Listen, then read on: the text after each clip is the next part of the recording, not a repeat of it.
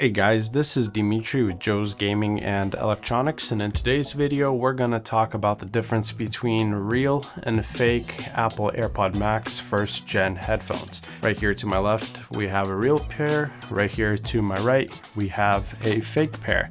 The number one thing with the fake pairs is the headbands. They break or they squish all the way. On a real pair of AirPods Max, the headbands never break and they don't really squish. They'll bend, but that's as much as you can ever do with them. They don't break no matter how much you stretch them.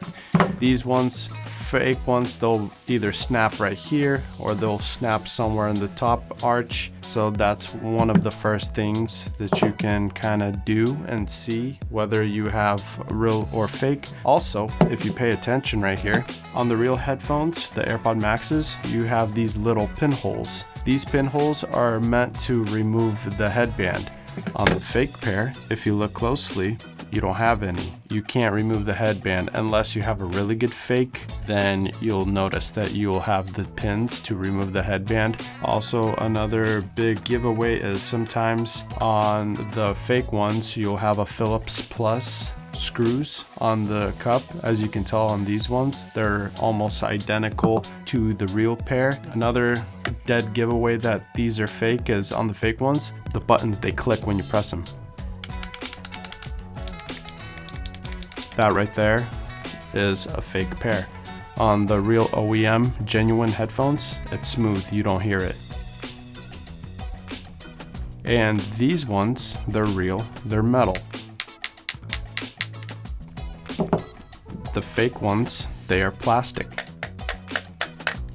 And not only that, I also believe that the fake ones, they weigh a little bit more because there's actual weights glued into the cups. So they do that so that there's a little bit more weight. If you don't know whether they're fake or not, you can always look for the pins to eject the headband. On the real one, you can see that they're there. Sometimes a good fake will have it.